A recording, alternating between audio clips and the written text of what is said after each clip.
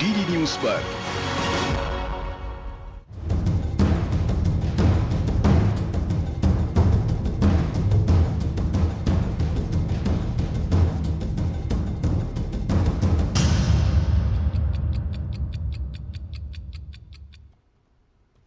नमस्कार, DD news पर आप देखना शुरू कर चुके हैं हमारा खास प्रोग्राम। इस वक्त मैं हूं लाल चंद्र सिंह। अगले 1 घंटे में हम देखेंगे कुछ ऐसी खबरें जिन पर चर्चा जरूरी है, और ये चर्चा हम करेंगे अपने संवाददाताओं और खास मेहमानों के साथ। और आज जो सबसे पहले खास चर्चा होगी वो ये कि पश्चिम बंगाल में राज तिलक की तैयारी चल रही है। भारतीय जनता पार्टी को वहां भारी जीत मिली है, परिवर्तन के लिए वहां पर वोटिंग हुई थी।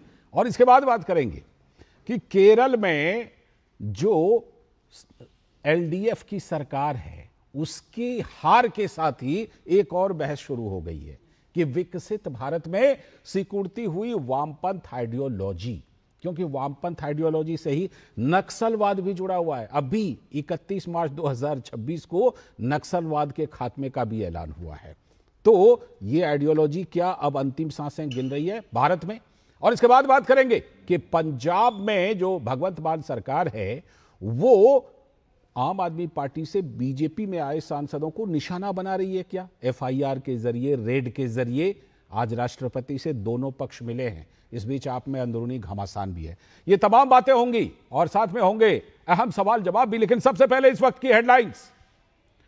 पश्चिम बंगाल में पहली बार बनेगी भाजपा की सरकार। भाजपा के प्रदेश अध्यक्ष सामिक भट्टाचार्य जी ने कहा 9 मई को होगा नए मुख्यमंत्री का शपथ ग्रहण समारोह। तमिलनाडु में टीवी के चीफ विजय ने राज्यपाल को लिखी चिट्ठी, सरकार बनाने के लिए आमंत्रित करने का किया अनुरोध, लेकिन अभी तक साफ नहीं है गठबंधन की तस्वीर। पटना के गांधी मैदान में 7 मई को बिहार की कैबिनेट का होगा विस्तार। समारोह को लेकर तैयारियां तेज। एनडीए के कई दिग्गज नेता भी रहेंगे मौजूद। आम आदमी पार्टी से बीजेपी में हाल ही में आए सांसदों की राष्ट्रपति से मुलाकात। पंजाब सरकार के एफआईआर के खिलाफ इन सांसदों ने रखी अपनी बात। तो दूसरी तरफ पंजाब के मुख्यमंत्री भगवंत मान की भी राष्ट्रपति से मुलाकात। प्रधानमंत्री नरेंद्र मोदी ने की यूएई में हुए ड्रोन हमले की कड़ी निंदा। हमले में घायल 3 भारतीयों की जल्द स्वस्थ होने की कामना की। बातचीत, कूटनीति के जरिए शांतिपूर्ण समाधान पर दिया जोर। और वियतनाम के राष्ट्रपति तो लाम भारत के 3 दिवसीय दौरे पर गया पहुंचने पर बिहार के सीएम सम्राट चौधरी ने किया स्वागत।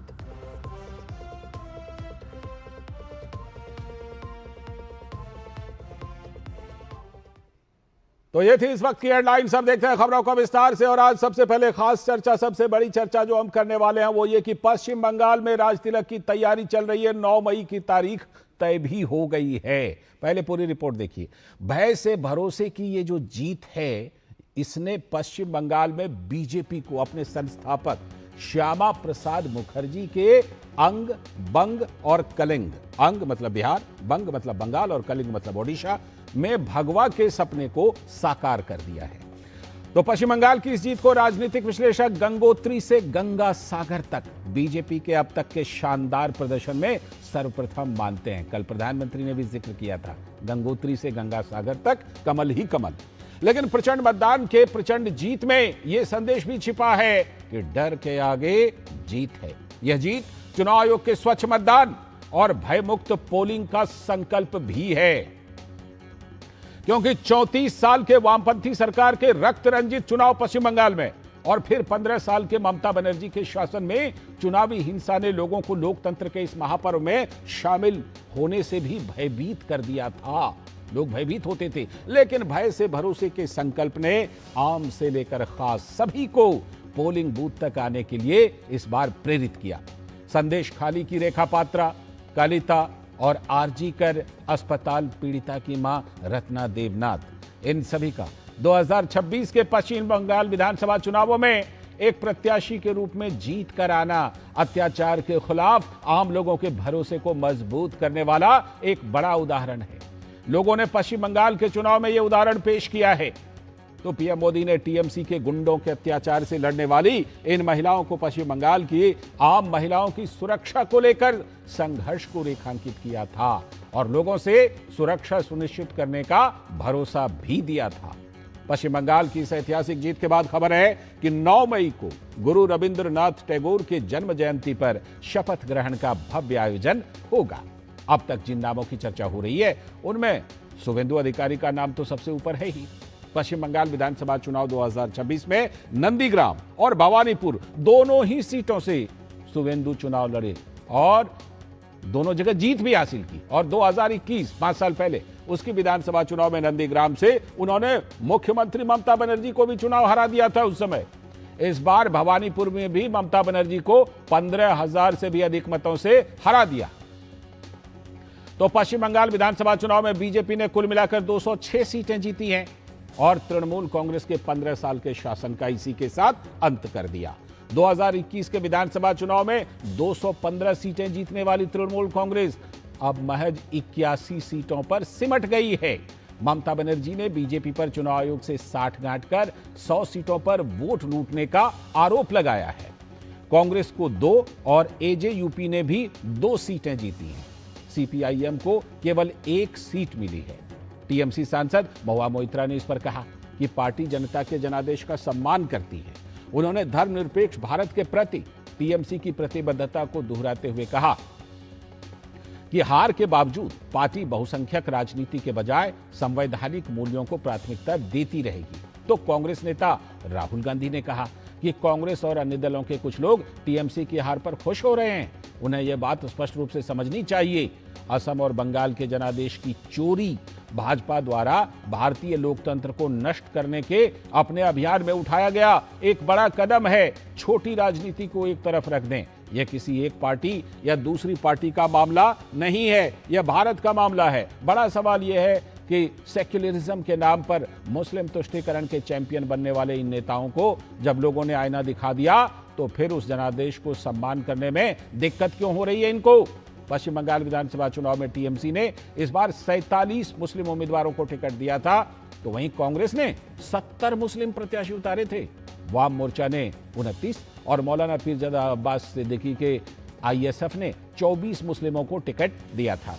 वहीं हुमायूं कबीर की आम जनता उन्नयन पार्टी ने 90 सीटों पर मुस्लिम उम्मीदवार चुनाव मैदान में खड़े कर दिए, जिनमें 2 कांग्रेस के उम्मीदवार हैं। असम में कांग्रेस की जीत में सबसे बड़ा योगदान अगर असम की बात कीजिए तो वहां भी मुस्लिम मतदाताओं का है। 19 में से 18 कांग्रेसी विधायक मुस्लिम हैं इस बार। यानी 2 बार के बीजेपी सरकार को परास्त करने के लिए कांग्रेस के पास मुस्लिम अपीजमेंट के अलावा कोई एजेंडा ही नहीं था। यही हाल केरल का भी है, जहां कांग्रेस की सहयोगी इंडियन यूनियन मुस्लिम लीग को 22 सीटें मिली हैं। 2014 की हार के बाद एंटनी कमेटी ने कहा था कांग्रेस को कि अल्पसंख्यक तुष्टीकरण इमेज से कांग्रेस को नुकसान हो रहा है, लेकिन सच तो यह भी है कि 12 साल बाद भी कुछ नहीं बदला। क्षेत्रीय दलों से संघर्ष के कारण कांग्रेस हिंदुओं में आबादी और भागीदारी की बात तो करती है, लेकिन दूसरी जगह मोहब्बत की दुकान लगाती है और वहां से एक तरफा एजेंडे का आरोप कांग्रेस के ऊपर लगता है। उसका असर भी चुनावों में दिखाई देता है। तो कल जब ऐतिहासिक जीत मिली तो प्रधानमंत्री नरेंद्र मोदी ने जो एक परंपरा की शुरुआत की है, वो पहुंचे बीजेपी ऑफिस और वहां पर कहा कि पश्चिम बंगाल के भाग्य में एक नया अध्याय जुड़ गया है और बंगाल अब भय मुक्त हो गया है। बंगाल के भाग्य में आज से एक नया अध्याय जुड़ गया है। आज से बंगाल भय मुक्त हुआ है। विकास के भरोसे से युक्त हुआ है। बांग्लाय परिवर्तन होए गेछे। वहीं पश्चिम बंगाल भाजपा के अध्यक्ष सामिक भट्टाचार्य जी ने कहा कि नई सरकार का गठन 9 मई को होगा, शपथ ग्रहण होगा। उम्मीद नहीं तो प्रधानमंत्री जी कल घोषणा कर दिया 25 वैशाख 9 में रविंद्रनाथ ठाकुर का जन्मदिन, उसी दिन में ये सरकार शपथ ली। कांग्रेस के नेता अधीर रंजन चौधरी, उन्होंने कहा कि बंगाल में दरअसल भगवा लहर था और इसी के कारण ऐसा नतीजा हुआ। बंगाल में सैफ्रॉन लहर जिसको कहते हैं, एक सत्ता विरोधी लहर और उसके साथ साथ जो गरुआ लहर, दोनों की मिलते हुए ये नतीजा ऐसा निकला।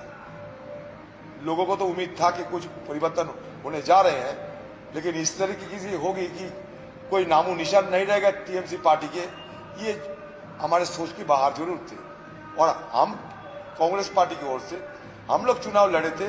चुनाव के पहले भी हम कह चुके हैं कि कांग्रेस को जिंदा करने के लिए, कांग्रेस को बचाने के लिए हर संभव प्रयास किए हैं। कहीं बचा पाए, कहीं नहीं पाए। अधीर रंजन चौधरी की बातें राहुल जी की बातों से बिल्कुल अलग हैं, राहुल गांधी की बातों से, उन्हीं की अपनी नेता की बातों से। आरजी कर मेडिकल कॉलेज की कांड में पीड़िता की जो माता रत्ना देवनाथ, उन्होंने कहा हम परिवार में 2 जन हैं, बहुत कष्ट से बेटी को पढ़ाया और बेटी माफिया से लड़ती रही और अब माफिया के खिलाफ हमेशा लड़ाई जारी रहेगी। वो भी विधायक चुनी गई हैं। अब আমার তো আর সংসার নেই, আমরা 2 জন মাত্র থাকি। মেয়েকে পড়াশোনা করিয়েছিলাম অনেক কষ্ট করে, সে সেবা করত। সে সমস্ত মানুষের জন্য মাফিয়াদের বিরুদ্ধে লড়াইটা চালিয়েছিল। তাকে খুন হতে হয়েছে তার কার্যস্থলেই। আমরা বাবা মা হিসাবে এবং আমার সহযোদ্ধা হিসাবে যাদের আমি পাশে পেয়েছি তাদের নিয়ে আমি লড়াইটা চালিয়েই যাব যতদিন আমি বেঁচে থাকব। विधायक बन गई हैं लेकिन अभी भी दर्द है। और बीजेपी की रेखा पात्रा ने कहा, जो संदेश खाली की उम्मीदवार, उन्होंने कहा कि लड़ाई के कारण यहां परिवर्तन हुआ और संदेश खाली में लोग अब सुरक्षित रहेंगे। और यहाँ पर रेखा पात्र की तरह हिंगोलगंज संदेशखाली में हर महिला खड़ा है, हर रेखा पत्र खड़ा है, हर रेखा पत्र यहाँ पर विरोध करेंगे और लड़ाई करेंगे, क्योंकि यहाँ पर लड़ाई अनिवार्य था। क्योंकि यहाँ पर लड़ाई नहीं होते आज परिवर्तन नहीं आते। आज लड़ाई नहीं होते तो ये पूरा भारतवर्ष की लोग नहीं जान पाते जो संदेशखाली में क्या हो रहा है, हिंगोलगंज विधानसभा में क्या हो रहा है और बसीरहाट 7 विधानसभा मतलब हमारी बसीरहाट सांगठनिक जिला पे क्या हो रहा है। तो बसीरहाट की 7 विधानसभा की नारी से लेकर पुरुष और फैमिली सब लोग अभी सुरक्षित रहेंगे, सम्मान के साथ रहेंगे। ये जो 2 आवाज़ें आपने महिलाओं की सुनी, ये दरअसल प्रतीक हैं पश्चिम बंगाल में महिलाओं की जो लड़ाई थी उसकी प्रतीक। क्योंकि कल से लेकर कई दृश्य ऐसे आए हैं, महिलाएं खुशी से एक दूसरे को गुलाल अबीर लगा रही हैं, नाच रही, डांस कर रही हैं। वो दिखाई पड़ता है कि क्या कुछ महिलाओं के मन में था। बहरहाल आज उसी पर चर्चा करने के लिए कि पश्चिम बंगाल में किस तरह से राज तिलक की तैयारी है, इसी पर बात करने के लिए अनंत अमित जी, भारतीय जनता पार्टी के प्रवक्ता, बहुत बहुत स्वागत अनंत अमित जी। साथ में दुष्यंत नागर जी, राजनीतिक विश्लेषक हमारे साथ जुड़ गए हैं। आप दोनों का बहुत बहुत स्वागत। सौरभ दत्ता देखिए ग्राउंड से जुड़े हैं, कुछ ना कुछ वहाँ की तैयारियों के बारे में बताएंगे हमें। और हमारे सलाहकार संपादक विनोद मिश्र जी भी हमारे साथ यहीं स्टूडियो में जुड़ गए हैं। सीधे पहले सौरभ दत्ता के पास। सौरभ, भारतीय जनता पार्टी का कार्यालय आपके पीछे दिखाई पड़ रहा है, 9 तारीख के लिए ऐलान तो हो गया है, तैयारियां क्या क्या हैं जरा बताइए। और कुछ अगर हमारे दर्शकों को बता पाएं अगले सीएम के बारे में या मंत्रिमंडल के स्वरूप के बारे में तो बड़ी अच्छी बात होगी। लेकिन क्या तैयारियां चल रही हैं? लाल जी देखिए, अभी तो सॉल्ट के बीजेपी के जो कार्यालय है वहाँ पर बीजेपी के जो जीते हुए उम्मीदवार हैं जो कोलकाता और सराउंडिंग्स एरिया में रहते हैं वो एक के बाद एक आए हैं। जो बीजेपी के स्टेट लीडरशिप है वो एक के बाद एक आए हैं। श्रमिक भट्टाचार्य आए हैं, सुकांत मजुमदार आए हैं, सौमित्र खा सांसद है वो आए हैं, रितेश तिवारी, लॉकेट चटर्जी और ऐसे सुबह मंगल पांडे जो ऑब्जर्वर है बंगाल के वो आए थे, सुनील बंसल जी वो मौजूद है। तो इन सारे नेताओं के उपस्थिति में एक बैठक चल रहा है, मंथन चल रहा है। साथ ही साथ आप जानते हैं कि गृह मंत्री अमित शाह जी को ऑब्जर्वर नियुक्त किया गया है और उनका सहयोगी के हिसाब से उड़ीसा के सीएम मोहन मांझी को नियुक्त किया गया है। तो इस पर चर्चा चल रही है कि आगे चलकर 9 तारीख का जो डेट है, 9 तारीख का डेट सिर्फ 9th में नहीं है, उसका एक सीधा संयोग बंगाल से जुड़ा हुआ है, बिल्कुल। क्योंकि उसी दिन कविगुरु रविन्द्रनाथ ठाकुर का जन्म जयंती भी है, 25 बैसाख है। यहाँ का माहौल ही कुछ अलग होता है सुबह से बंगाल का।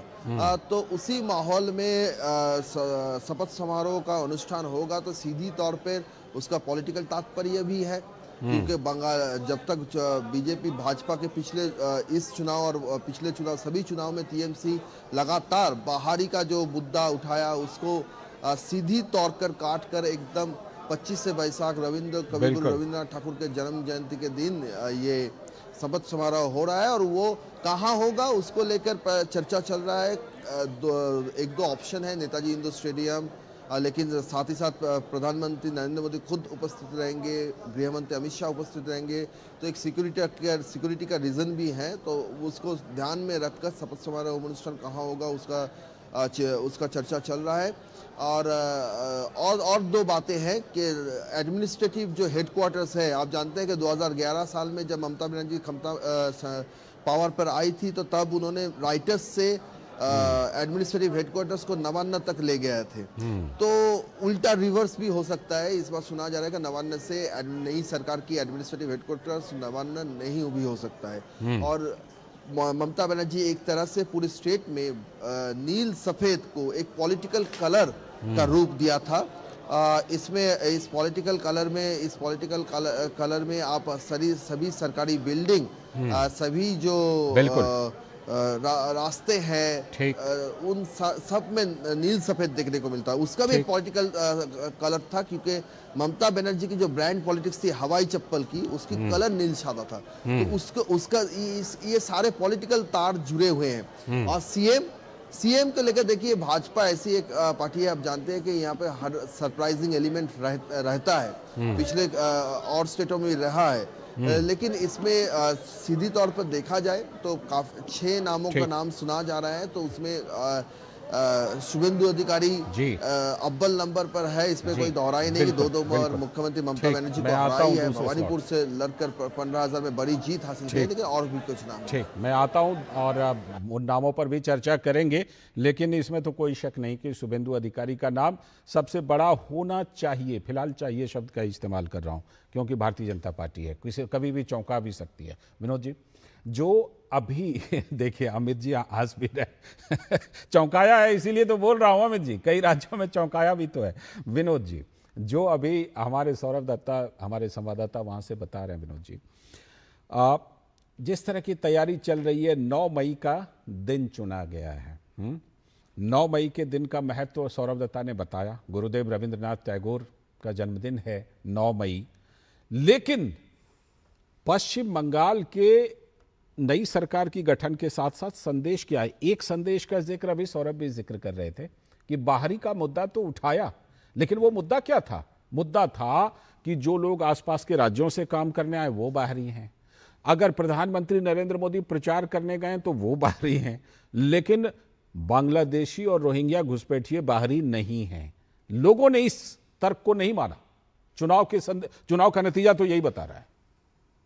देखिए लाल जी, चुनाव के नतीजे को अपने अपने तरीके से सब अलग अलग दिखेंगे। अनंत जी अपने तरीके से दिखेंगे, हमारे नागर साहब अलग तरीके से दिखेंगे, सब अपने अपने चश्मे से अलग अलग तरीके से दिखेंगे। बेशक, लेकिन लोकतंत्र जो आज दिख रहा है और लोकतंत्र जो इस चुनाव को देखा है, वो पूरे देश और दुनिया को संदेश है।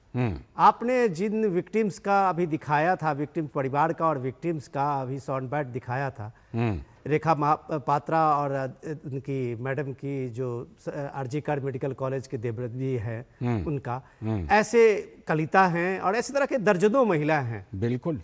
आज आप सोचिए, इस लोकतंत्र में आज़ादी के 75 साल बीत गए हैं, एक महिला के दर्द को, एक नारी की सुरक्षा को लेके इस देश में देखा है पश्चिम बंगाल को इस बार कि वो अपना इंसाफ खुद लिया है। लाल जी, खुद इसी डेस्क पे, इसी दूरदर्शन पे हम लोगों ने महीनों संदेश खाली की चर्चा की है। बिल्कुल। किस मीडिया मेन स्ट्रीम में आपने देखा कि संदेश खाली की महिलाओं का जो गैंग रेप का एक सिलसिला चला था, वहां पे कब आपने देखा कि लोगों की दिल्ली से ही वहां पे किसी की वहां जुबान जा रही थी? कब आपने देखा राहुल गांधी को और प्रियंका गांधी को कि लड़की हो तो लड़ सकती हूँ कि वहां? मुझे याद है मल्लिकार्जुन खड़गे जी को पूछा गया था, बोले किसी और मुद्दे पे बात कीजिए, संदेश खाली तो आप ये देखिए कि आज उस महिलाओं को आप देखिए कि ये इस लोकतंत्र में इंसाफ लोगों को अपने हाथ में है, और एक वोट की ताकत जो है लोगों को अपना इंसाफ इंश्योर कराता है। ये बंगाल का संदेश है। बंगाल का संदेश है कि अगर चुनाव आयोग ने ये बात की गारंटी दी स्वच्छ मतदान का, फियरलेस, भयमुक्त मतदान का, तो लोग घर से बाहर निकले। क्यों नहीं निकले? 34 साल के लेफ्ट के शासन में रक्त रंजित बंगाल का वो चुनाव का वो हिंसा, और पश्चिम बंगाल में 15 साल के ममता बनर्जी के चुनाव का वो हिंसा, क्या कांग्रेस की भी सरकारें थी, कई दलों की सरकारें थी इतने दौर में, क्यों नहीं किसी ने इस बात को ये किया कि पश्चिम बंगाल में भयमुक्त चुनाव होना चाहिए? आपने इन भोले भाले मासूम लोगों को किसी पॉलिटिकल पार्टी के आइडियोलॉजी में आप एक तरह से उसको बंधक बना दिया। बेशक। और आज आप देखिए ये भैंस की से भरोसे की जीत है जी। ये डर के आगे एक बड़ी जीत है जो लोगों ने खुद के संकल्प से जीता है जी। ये इसमें बीजेपी का नैरेटिव क्या होगा, टीएमसी का नैरेटिव क्या है, मुझे कोई लेना देना नहीं है।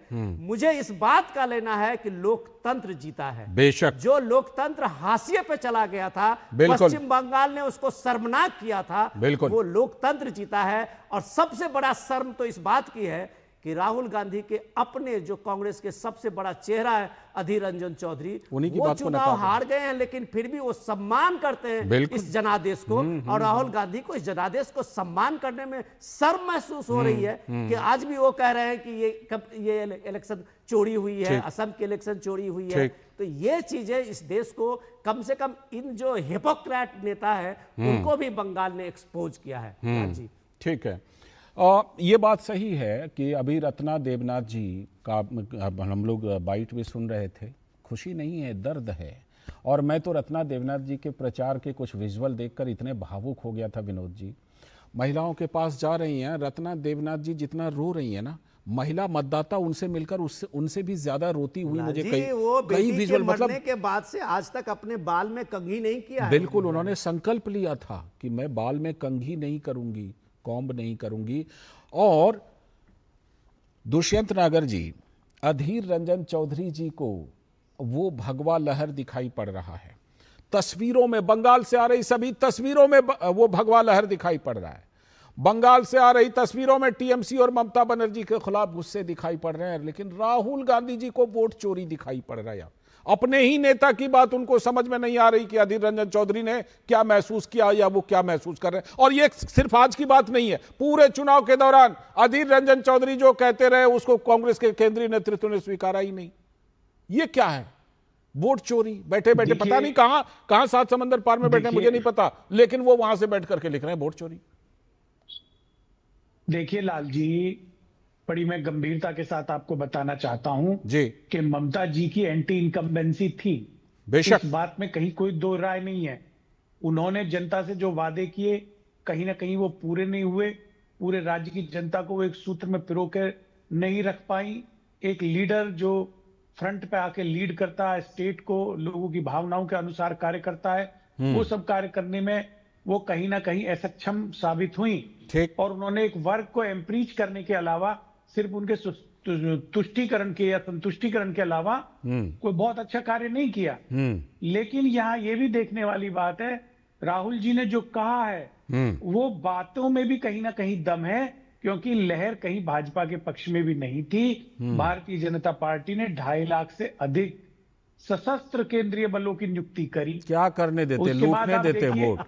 जैसे 50 साल से लूटे जा रहे थे सर, जैसे भय के कारण लोग वोट डाल नहीं पाते थे, उसको कंटिन्यू करते। बिल्कुल, आप क्या करते बताइए? बिल्कुल मैं आपको जवाब दे क्या रहा हूं। करते बताइए? पहले की तरह चलने देते?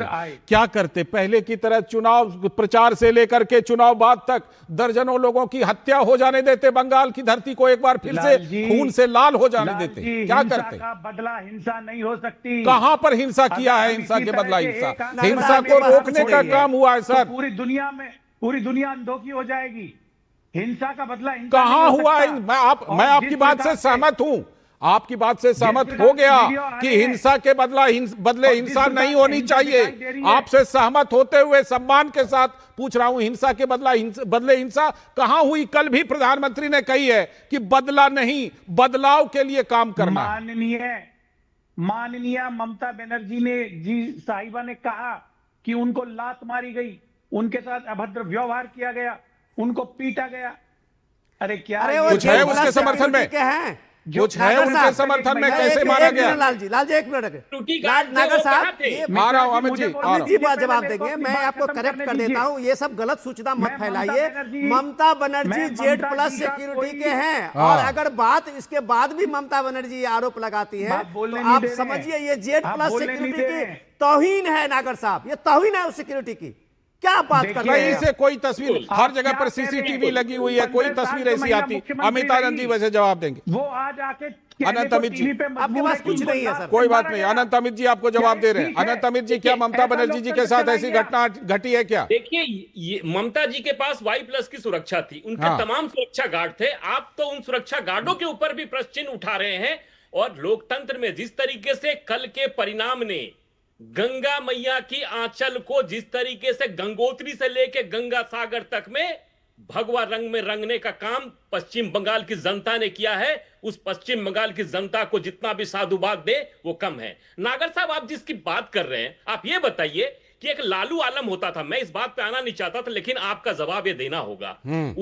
16 अगस्त 1990 को लालू आलम एक कार्यकर्ता होता है CPIML का, जो कि ममता दीदी के ऊपर हमला करता है। ममता दीदी गंभीर रूप से घायल हो जाती है, अपनी जिंदगी और मौत से जूझकर बाहर निकलती है। उस समय कांग्रेस की कार्यकर्ता होती हैं, और यही ममता दीदी 2011 में सरकार बनती है, उसी लालू आलम को अपने पास बुलाती है, अपने पार्टी में शामिल करती है, और 2019 में लालू आलम बाइज्जत बड़ी हो जाता है। पहला कांड। दूसरा कांड, एक 2 सेन बंधु होते हैं, वो भी कांग्रेस के कार्यकर्ता होते हैं। उस सेन बंधु की CPIML के कार्यकर्ताओं के द्वारा हत्या की जाती है। उसके बाद उनके हत्या के लाल रंग से सेनानी की बात आप कह रहे हैं। बिल्कुल बिल्कुल, उनकी मां को खिलाया जाता है। और उसके बाद पश्चिम बंगाल में सेनानी एक जगह है जहां का जिक्र कर रही है। सड़क से लेकर सदन तक में जिस तरीके से वो आंदोलन करती है, उसके बाद ममता दीदी की ममता कहां समाप्त हो जाती है? जब संदेश खाली में हमला होता है, जब RG कर में हमला होता है। खुद ममता बनर्जी जी को राइटर्स बिल्डिंग की सीढ़ियों पर बाल पकड़कर घसीटा गया था 1993 में, जब CPM की सरकार थी।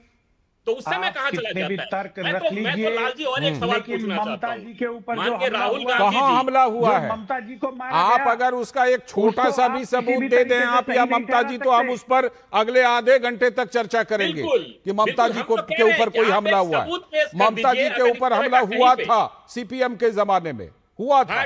मैं कह रहा हूं ना, राइटर बिल्डिंग की सीढ़ियों पर बाल पकड़ के घसीटा गया था ममता जी को। भारतीय जनता पार्टी ने उनका आग्रह किया है कि हम चुनाव जीत कर आए हैं, पहली बार पश्चिम बंगाल में हमारी सरकार बनी है, कि उनके ऊपर के माध्यम से उनके बताने की बात नहीं, मैं कह रहा हूं कि कोई छोटा सा भी सबूत, गवाह, कुछ भी कि हाँ उनके साथ किसी ने अभद्रता भी की हो। आप बात करते हैं, आप महिला सशक्तिकरण की बात करने वाले बिल्कुल बात करते हैं ना। आज जिस तरीके से बिल्कुल महिला है, बिल्कुल महिला है, वो बताएं तो सही, उनको भी पूरे वो बताएं। रत्ना देवनाथ जी की तरह या रेखा पात्रा की तरह उनके साथ कौन सी बदतमीजी हुई, कुछ तो बताएं। एक छोटा सा ब्रेक के बाद विनोद जी आता हूं। छोटा सा ब्रेक ले लेते हैं, फिर इस चर्चा को जारी रखेंगे। चर्चा ये बड़ी है, छोटा सा ब्रेक।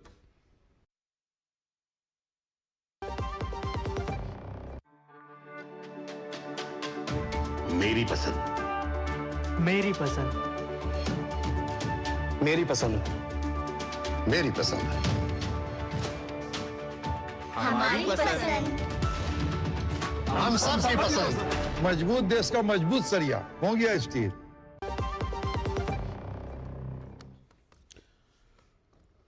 स्वागत है ब्रेक के बाद। आप देख रहे हैं DD न्यूज पर इस वक्त, और ब्रेक पर जाने से पहले बहुत ही हीटेड डिबेट, बहुत गर्मा गर्म बहस हो रही थी। सीधे इस समय विनोद जी के पास हम चलते हैं। विनोद जी, राज तिलक की तैयारी के बीच ये जो पश्चिम बंगाल के कई सवाल हैं, मुझे लगता है उस पर लंबे समय तक बहस होती रहेगी और होनी चाहिए। जिस बात को लेकर अभी कह रहे हैं दुष्यंत नागर जी, हम कहते क्या कहीं से इस बात की पुष्टि हुई है कि ममता जी के साथ कोई बदतमीजी? मैं जवाब देता हूं। जवाब देखिए, मैं जवाब तो अभी अनंत जी को दे रहे हैं, हाँ। लेकिन मैं जस्ट फैक्ट्स रख रहा हूं इनके सामने में। भवानीपुर से ममता बनर्जी 15,000 से वोट से ज्यादा से हारी है, हार गई। हाँ। एक सीएम, हाँ। 15 साल के सीएम 15,000 वोट से हारी है। वो वही सीएम है जो भवानीपुर में लोगों को बताती थी कि ये मैं हूं जो तुम दुर्गा पूजा कर रही हो। ये वही सीएम है जो अभी चुनाव के दौरान ये बात कह रही थी कि ये हम हैं जो कम से कम 5 हम हैं जो इसको रोके हुए हैं एक समुदाय को। नहीं तो एक समुदाय 5 सेकंड में तुम लोगों का काम तमाम कर देगा। इसी चुनाव यही ममता बनर्जी है। शर्म कीजिए आप नागर साहब, इन चीजों को आप भूल जाते हैं। ममता बनर्जी ने कहा उस बात को आप रिकॉर्ड करके 5 बार दोहराते हैं। शर्म कीजिए इस देश में कि एक आदमी हैदराबाद का बैठा हुआ बंधु कहता है कि 15 मिनट दे दो हम दिखा देंगे, और ममता बनर्जी एक सीएम होके कहती है 5 सेकंड में काम तमाम हो जाएगा। ये मैं हूं जो सबको रोके हुए हूं। कहां गए? ये नहीं सब माना लोगों ने। और ये सब आइडियोलॉजी जो आप देते रहिएगा लोगों को ये सेकुलर के नाम पे, जनता ने, बंगाल की जनता ने आप लोगों के सारे आइडियोलॉजी और नैरेटिव को ध्वस्त किया है। ठीक। पूरे कांग्रेस पार्टी का आप जवाब देंगे। बिल्कुल। पूरे कांग्रेस पार्टी को पश्चिम बंगाल में 2 सीटें मिली है, वो भी मुस्लिम बहुल क्षेत्र से। क्या वहां हिंदू खत्म हो गया था क्या कांग्रेस पार्टी के लिए? ये पूरे असम में कांग्रेस पार्टी को आप ये वही देख लीजिए, 19 इनके जो जीते हुए विधायक बने हैं उसमें 18 सिर्फ मुस्लिम कैंडिडेट है। बिल्कुल। क्या बात करते हैं आप? अरे अरे आपके पांव के नीचे से कालीन खींच लिया है और राहुल गांधी वहां से ट्वीट कर रहे हैं गल्फ फ्री में कि यहाँ वोट चोरी हो गया है। ठीक है, मैं आप सभी को रोक रहा हूँ, क्योंकि मैं सौरभ दत्ता से जाकर के उस बात पर जरूर रिपोर्ट लूंगा जो दुष्यंत नागर जी कह रहे हैं। सौरभ, कल ममता बनर्जी ने जो ये बात कही थी कि हमारे साथ ये हुआ, हमारे साथ वो हुआ, कुछ भी उन्होंने उसके समर्थन में वहां पर बात रखी है क्या? आ रहा हूं दुष्यंत नागर जी, आ रहा हूं, जरा ग्राउंड रिपोर्ट ले लेते हैं ना। कल ममता बनर्जी ने जो बात कही थी कि उनके ऊपर हमला हुआ है, उनको मारा पीटा गया है। देखिए, पहली बात तो ये है कि पूरे जो काउंटिंग सेंटर है वो सीसी कैमरा में कैद है। मैं वही कह रहा था, लेयर सिक्योरिटी जोन है। हाँ। तो वहां पर अगर कुछ होता है तो उसका तो वीडियो फुटेज है। सुन लीजिए ना, फिर मैं आप ही के पास आऊंगा। उन्होंने सर आप ही के पास आऊंगा सर, उन्होंने पहले आऊंगा, लेकिन वो सच्चाई पहले सुन तो लीजिए। वो पहली बात ये है कि उन्होंने जो काम कर रही है उसको इस प्रकार से पहली बात, मैं अनुमति नहीं दूंगा आपको। क्या सर, क्या? नहीं, काउंटिंग सेंटर के भीतर, काउंटिंग सेंटर के भीतर जिस जगह पे ये घटना काउंटिंग सेंटर के भीतर जिस जगह पे ये घटना हुआ, वो दावा कर रही है वहां पर सिर्फ भाजपा के उम्मीदवार नहीं, बाकी और पार्टियों के उम्मीदवार भी थे, आपके कांग्रेस के भी उम्मीदवार थे, लेफ्ट के भी उम्मीदवार थे। तो उन्होंने क्यों ममता बनर्जी के सपोर्ट में बाहर आकर नहीं कहा कि हाँ, ये महिला मुख्यमंत्री के साथ ठीक नहीं हुआ, ये भाजपा ने ठीक नहीं किया? ना कोई है, मतलब विक्टिम कार्ड, फिर तो इसको विक्टिम कार्ड ही माना जाएगा, हारने के बाद बहाना, और क्या? दे दीजिए महिलाओं को। ये क्या आपका दोहरा ममता बनर्जी कोलकाता में विक्टिम कार्ड खेल रही है और आप यहाँ पर डिबेट में विक्टिम कार्ड खेल रहे हैं। कुछ तो बताइएगा, कुछ तो बताइएगा थोड़ा सा भी। चलिए आगे बढ़ते हैं। अमित आनंद, ये बड़े दुख का विषय है। अनंत अमित जी बताइए। अनंत अमित जी, चलिए यहाँ से थोड़ा सा आगे निकलते हैं। अब ये बताइए कि जो वादे आपने पश्चिम बंगाल के लोगों से किए हैं उसमें बहुत बड़े बड़े वादे हैं भाई।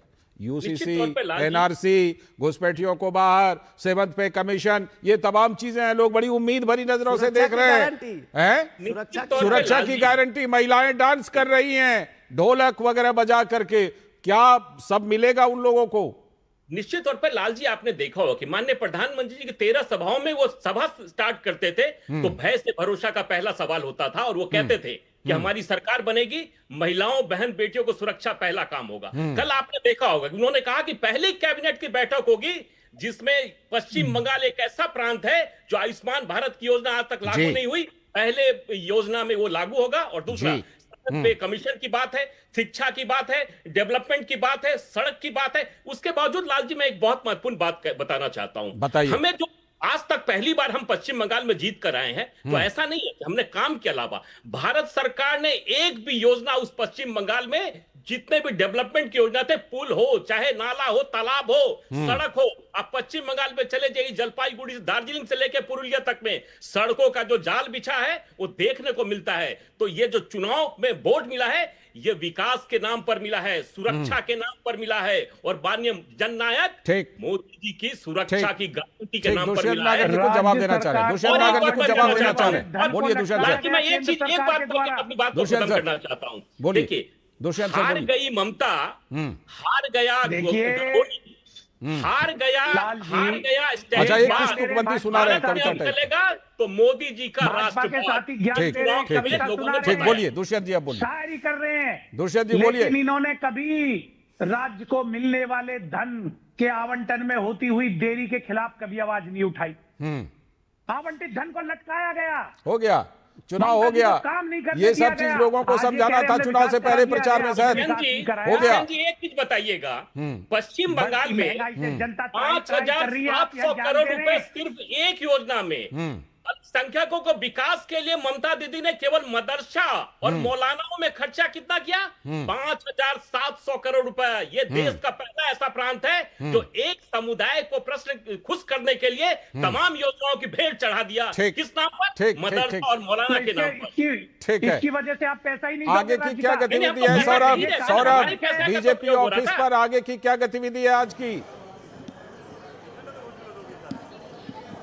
देखिए, आज एक बैठक हो रही है और लगातार यहाँ पे जो जीते हुए उम्मीदवार हैं वो सब आ रहे हैं बैठक करने के लिए। और आज और एक चीज दिखाना चाहूंगा कि आज बंगाल की हर एक पेपर में, राकिब को बोलूंगा कि फुल पेज इस पेपर को दिखाइए, राकिब को बोलूंगा कि फुल पेज इस पेपर को दिखाइए। हाँ, दिख रहा है, यहाँ पे आप देख सकते हैं। हाँ, थैंक यू वेस्ट बंगाल। ये विज्ञापन आज हर पेपर पे for placing your trust in BJP. हाँ, ठीक है, बंगाल को धन्यवाद देकर। बंगाल के 2 चेहरे इसमें शामिल हैं। ये दिया है क्योंकि जी देख, इसमें दिख रहे हैं सामिक भट्टाचार्य, इसलिए मैंने दिखाया, सामिक भट्टाचार्य जी और शुभेंदु अधिकारी। खैर, जल्दी ही बीजेपी फैसला लेगी। और फिलहाल आप लोगों का बहुत बहुत शुक्रिया। शुक्रिया। फिलहाल एक मिनट पूरी बात कर दीजिए। हाँ, सौरभ कुछ रखना चाह रहे थे। पोस्टर दिखा दिया उन्होंने कि आज पोस्टर में छाए हुए हैं बिल्कुल। सौरभ कुछ कहना चाह रहे थे आप?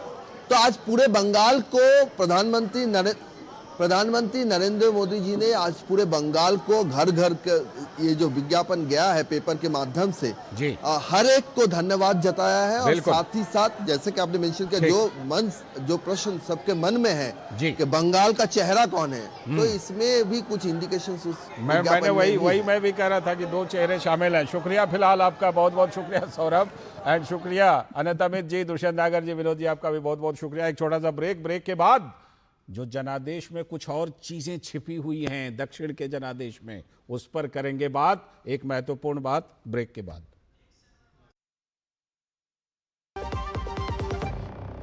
जब धरती चीर कर निकलता है लोहे का पत्थर और मिलता है मोंगिया के जोश से, फिर तपता है, पिघलता है और बनता है फौलाद। अब होता है सरिया सारी खूबियों के साथ। मोंगिया स्टील, मजबूत देश का मजबूत सरिया। अगर आप नहीं रहे तो ना ये सैलरी रहेगी और ना ही आपके फैमिली का भविष्य। इसलिए आज ही पॉलिसी बाजार ऐप से लीजिए 1 करोड़ का टर्म इंश्योरेंस, सिर्फ 410 रुपए महीने से शुरू। स्वागत है ब्रेक के बाद। आप देख रहे हैं डीडी न्यूज पर इस वक्त। और जैसा ब्रेक पर जाने से पहले बताया कि दक्षिण में, विशेष रूप से केरल से जो जनादेश आया है वो बहुत कुछ कह रहा है। उसकी भी एक महत्व है, उसका बहुत बड़ा महत्व है कि विकसित भारत में वामपंथ यानी कम्युनिज्म वो सिकुड़ गया, लगभग खत्म हो गया। कम्युनिस्ट की विचारधारा, वामपंथ की आइडियोलॉजी। 1957 में पहली बार वामपंथी संगठनों ने केरल को अपना राजनीतिक प्रयोगशाला बनाया था। आज उसी केरल से वाम दलों की सरकार का अंत हो गया। ईएमएस नंबूदिरीपाद की अगुवाई में पहली बार केरल में वामपंथी सरकार बनी थी, जो गैर कांग्रेस की शायद पहली ही राज्य सरकार थी उस समय। इसके बाद त्रिपुरा से पश्चिम बंगाल तक वाम दलों ने सत्ता पर काबिज होने का अवसर पाया। पश्चिम बंगाल में तो 1977 से लगातार 2011 तक, यानी 34 सालों तक जो वामपंथी पार्टियां उनकी सरकार रही। और आज बंगाल में सिर्फ एक सीट जीत पाई है इस बार। 1977 के बाद पहली बार ऐसा होगा जब देश के किसी भी राज्य में वाम दलों की कोई सरकार नहीं है। 2016 से एलडीएफ द्वारा शासित केरल आखिरी राज्य था जहां वाम दलों की सत्ता थी। इससे पहले पश्चिम बंगाल में 2011 और त्रिपुरा में 2018 में वामपंथियों की सत्ता से विदाई हो गई थी। यानी असमानता की और समानता की बड़ी बड़ी बातें करने वाले वाम दलों ने कभी असमानता दूर करने के लिए अवसर की बात नहीं की। पश्चिम बंगाल के चुनाव परिणाम पर प्रतिक्रिया देते हुए सीपीआई के महासचिव डी राजा ने कहा कि मौजूदा मुख्यमंत्री की अपनी सीट हारने का एनालिसिस उनकी अपनी पार्टी और उनको खुद करना चाहिए। पश्चिम बंगाल में हम देख रहे हैं कि भाजपा आगे बढ़ रही है, असम की तरह सीटें जीत रही हैं। ये चिंता की बात है। जहां तक लेफ्ट की बात है, ये एक असली चुनौती है जब तक कि हम पश्चिम बंगाल में फिर से नहीं उभरे। और चुनाव आयोग की विश्वसनीयता पर भी उन्होंने सवाल उठाए। साल 2026 के विधानसभा चुनाव नतीजों में तमिलनाडु में मुख्यमंत्री एमके स्टालिन, पश्चिम बंगाल में मुख्यमंत्री ममता बनर्जी और केरल में मुख्यमंत्री पिनराई विजयन की हार और सत्ता से बेदखल होने के पीछे प्रमुख रूप से सत्ता विरोधी लहर को ही कारण बताया जाता है। लेकिन सच ये भी है कि ये हार ये बताती है कि विकसित भारत में अब घिसे पिटे नैरेटिव के लिए कोई जगह नहीं है, नहीं चलेंगे ये। जन सरोकार की बात जमीन पर खड़े होकर देखनी होती है, जिसमें ये लोग कहीं ना कहीं असफल हैं। तो केरल भाजपा के जो प्रदेश अध्यक्ष हैं राजीव चंद्रशेखर, उन्होंने कहा कि हमारे 3 एमएलए असेंबली में जीते हैं, शामिल होंगे। ये बीजेपी के लिए खुशी की बात। BJP and the NDA were in a sense being shut out of Kerala's politics by the CPM and the Congress, and that lock has finally been breached. That lock has been broken by the people of Kerala, and 3 MLAs of the BJP NDA will be in the assembly in these coming assemblies next 5 years. And equally importantly, there are 6 candidates who came very close as second position. And there are over 14 seats, 15 seats where we have got significant amount of votes. तो वहीं कांग्रेस के नेता जेबी माथेर ने कहा कि सत्ता विरोधी लहर और भ्रष्टाचार ने विजयन को हराया है। Multiple factors, anti-incumbency is definitely there, the corrupt, this PR stunt exercise by Pinarayi Vijayan as a chief minister, I think has helped us gain victory, because every 50 meters there were huge hoardings with only CM face. So it was a reminder for the people of Kerala that they don't want a disaster in 2026 also. तो जो आप देख रहे हैं केरल के जनादेश का क्या पैगाम है, इसी पर बात करने के लिए हमारे संवाददाता विवेक जुड़ रहे हैं और साथ में हमारे सलाहकार संपादक विनोद मिश्र जी भी जुड़े हुए हैं। और बात करते हैं सबसे पहले विवेक हमारे साथ अगर जुड़ गए तो विवेक के पास चलते हैं। हाँ, विवेक हमारे साथ जुड़ चुके हैं। विवेक, का नतीजा आ गया, अब वहाँ पर सबसे पहले ये बताइए कि चुनाव से पहले तो कांग्रेस तय नहीं कर पाई कि किसको सीएम बनाना है, ठीक है। क्या चुनाव के बाद कुछ हिंट मिल रहा है कि किसका नाम आगे है केरल के अगले सीएम के लिए? केरल के अगली सीएम के लिए नाम ये है तो वीडी सतीशन का नाम है, प्रोमिनेंट है हुआ है अभी, क्योंकि इस इलेक्शन में कांग्रेस ने 102 सीट्स जीताएगा। तो इस 102 सीट्स जीते को मेन रीजन कांग्रेस ने बोलता है तो ये वीडी सतीशन है। और केरल की चीफ मिनिस्टर मुख्यमंत्री पिनराई विजयन ने गवर्नर आर्लेकर को अपना रेसिग्नेशन लेटर सबमिट कर दिया है। केरला में लेफ्ट गवर्नमेंट का फॉल उनके लिए बड़ा सेटबैक है और अब उनका पॉलिटिकल फ्यूचर थोड़ा अनसर्टन लग रहा है। अब में क्वेश्चन ये है कि क्या वो अपोजिशन लीडर के रूप में कंटिन्यू करेगा या नहीं। लेफ्ट पार्टीज अपने का स्ट्रॉन्ग होल्ड्स में हार चुकी है और इसलिए आने वाले दिनों में उन्हें सीरियस इंट्रोस्पेक्शन करना पड़ेगा। तो फ्यूचर उनको क्या करेगा, तो उनको अपोजिशन लीडर क्या है, क्यों है, तो ऐसी विषयों में लेफ्ट पार्टीज को बहुत सारे इंट्रोस्पेक्शन करने पड़ेगा।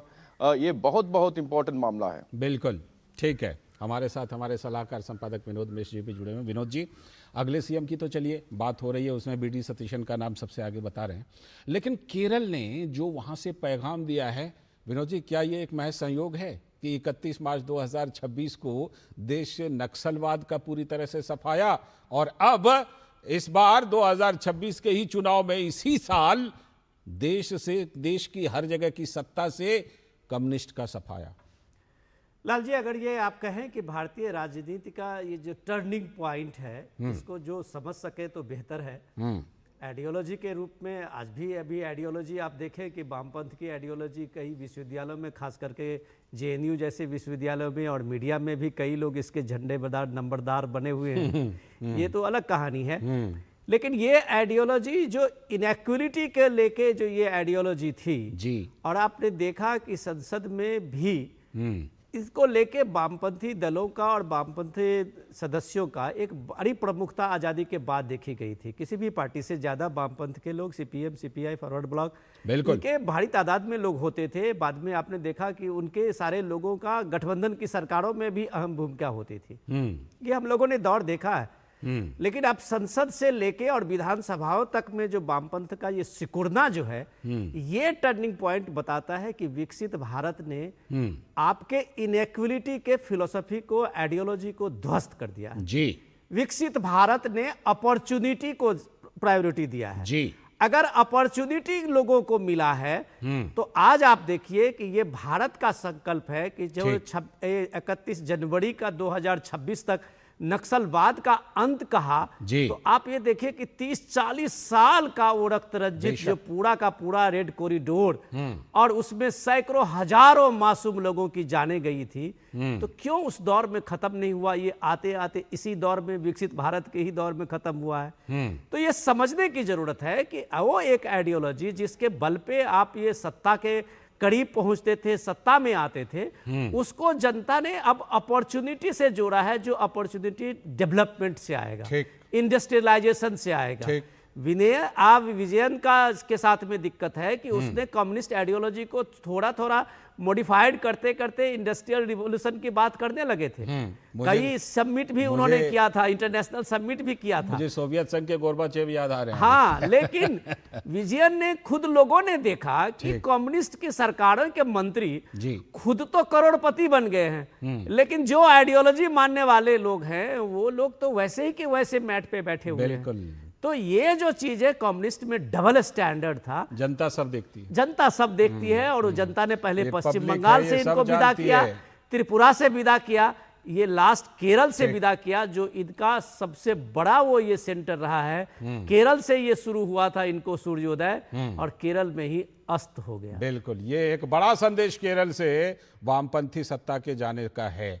फिलहाल बहुत बहुत शुक्रिया विवेक, आगे बात करते रहेंगे आपसे। केरल के नए सीएम पर भी चर्चा होनी है। शुक्रिया विनोद जी आपका भी। अब बात करने वाले हम पंजाब की, क्योंकि पंजाब की राजनीति में इस समय बड़ी उथल पुथल है। आपको याद होगा 1 मई को भगवंत मान जी ने बिना किसी जरूरत के विधानसभा का विशेष सत्र बुलाया, विश्वास मत हासिल कर लिया अगले 6 महीने सिक्योर होने के लिए। लेकिन आम आदमी पार्टी पर संकट है, अंदरूनी घमासान तो है ही, निकले हुए सांसद भी हमलावर हैं। आम आदमी पार्टी से बीजेपी में हाल ही में आए सांसदों ने राष्ट्रपति द्रौपदी मुर्मू से मुलाकात की।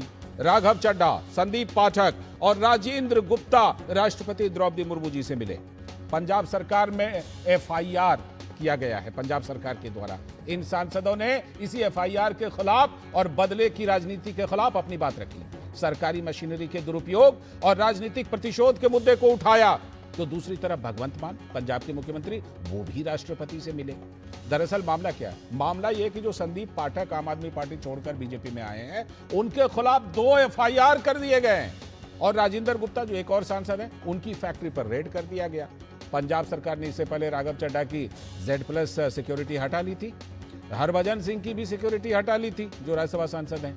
तो राघव चड्ढा ने मुलाकात के बाद कहा कि भ्रष्ट लोगों के हाथ में है आम आदमी पार्टी और प्रतिशोध की राजनीति कर रही है अरविंद केजरीवाल और भगवंत मान की आम आदमी पार्टी। हम आपको सुनवाते हैं कि भाजपा के नेता और राज्यसभा सांसद राघव चड्ढा ने क्या कहा। उन्होंने कहा पंजाब सरकार अत्याचार कर रही है।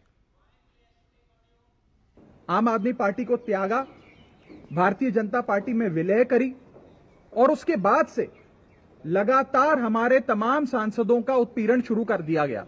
सबसे पहले world cup winner Harbhajan Singh साहब को उनके घर के बाहर देशद्रोही लिखा आम आदमी पार्टी के लोगों ने।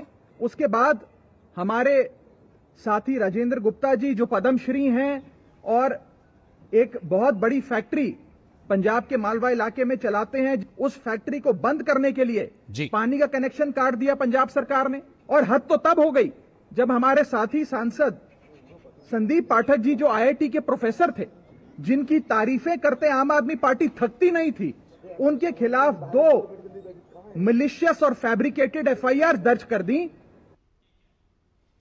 ये बड़ा आरोप लगाया राघव चड्ढा ने। तो पंजाब के मुख्यमंत्री भगवंत मान ने जवाब दिया। उन्होंने कहा कि भाजपा में जाने से मुकदमा नहीं हो सकता है। क्या करेंगे मुकदमा?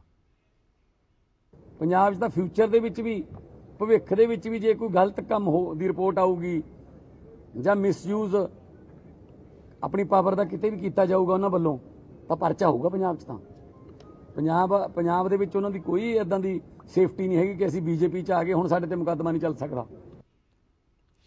तो आज दोनों पक्षों ने राष्ट्रपति महोदया से मुलाकात की है। दीपक रावत हमारे संवाददाता इस पर हमारे साथ जुड़ चुके हैं और साथ में हमारे संवाददाता पंजाब से गुरमीत सिंह भी जुड़े हुए हैं।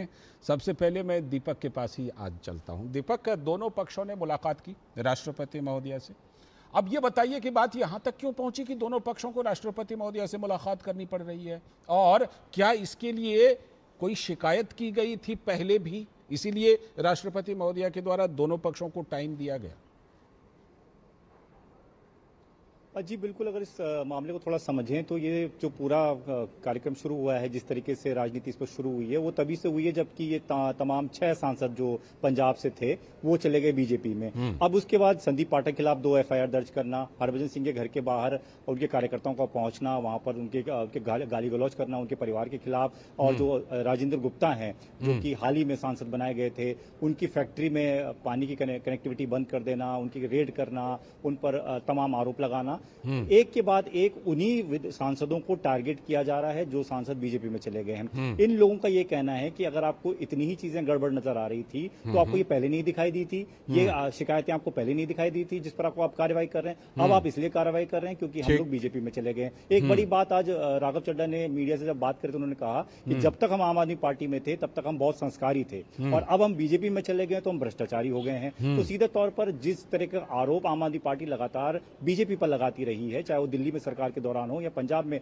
सरकार के दौरान हो या फिर अरविंद केजरीवाल जहां भी जाते हैं, वो ये कहते हैं कि सरकारी मशीनरी का इस्तेमाल करती है बीजेपी। तो ये कह रहे हैं कि यहाँ अरविंद केजरीवाल क्या कर रहे हैं, भगवंत मान क्या कर रहे हैं। देखते हैं जरा कि क्या आरोप लगाए और ये 2 FIR किस आधार पर किए गए। गुरमीत, क्या क्या क्या कहा गया FIR में? जो ये FIR किए गए हैं संदीप पाठक के खिलाफ और तड़ातड़ बिल्कुल रेड मार दिया राजेंद्र गुप्ता जी की फैक्ट्री वगैरह पर।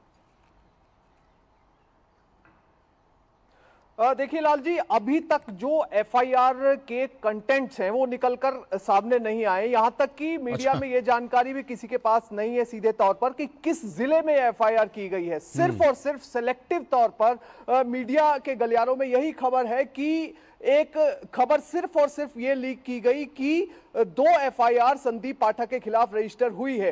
अब इसमें सवाल सबसे बड़ा ये था कि अगर संदीप पाठक एकदम से भ्रष्टाचारी हो गए या उन पर कोई और मामला रजिस्टर किया गया है, तो क्या वो 20-25 दिन पहले भ्रष्टाचारी नहीं थे? जब वो आम आदमी पार्टी में थे तब नहीं थे? अब यहां पर सबसे बड़ा फैक्टर जो है वो यहां पर यह है कि संदीप पाठक पंजाब में 2022 में जब विधानसभा चुनाव हुआ था तो उस समय उनकी बहुत बड़ी भूमिका थी पार्टी की टिकट देने में। पार्टी के जितने विधायक हैं उनमें एक बड़ा नंबर है जो कि संदीप पाठक और राघव चड्ढा, इनका लॉयल माना जाता है। और यहां पर 15 से 16 विधायक ऐसे हैं जिनको बिल्कुल कॉन्फिडेंट माना जाता है संदीप पाठक का।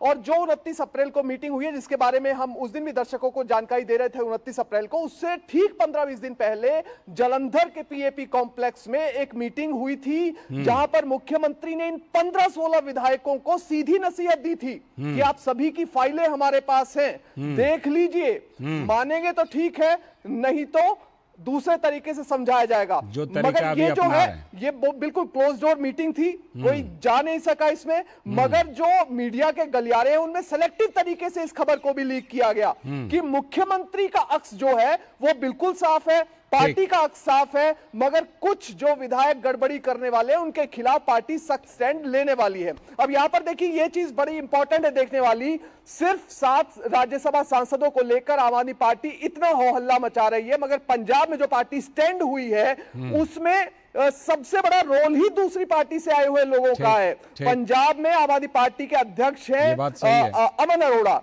वो कांग्रेस से आए हैं, दूसरी पार्टी से आए हैं। राजकुमार चब्बेवाल इस समय लोकसभा सांसद है, वो दूसरी पार्टी से आए हैं। मलविंदर सिंह कंग दूसरी पार्टी से आए हैं। खुद भगवंत मान पीपीपी में पीपल्स पार्टी ऑफ पंजाब में हुआ करते थे, लेकिन एक बात समझ में आ रही है, शामिल हुए, उसके बाद आज मुख्यमंत्री हैं। ठीक गुरमीत, एक बात समझ में आ रही है, भगवत मान ने देखिए पहले विश्वास मत लेकर के अपनी सरकार को सिक्योर कर लिया और अब जाकर के इन सांसदों को कहीं ना कहीं सबक सिखाने की मंशा है, इसीलिए इस तरह की कार्रवाई कर रहे हैं। फिलहाल आपका बहुत बहुत शुक्रिया गुरमीत सिंह जुड़ने के लिए, और साथ में दीपक रावत आपका भी इस खबर पर जुड़ने के लिए और जानकारी देने के लिए। और इसी के साथ आज के इस वक्त में इतना ही। हमारी पूरी टीम को दीजिए अनुमति। नमस्कार।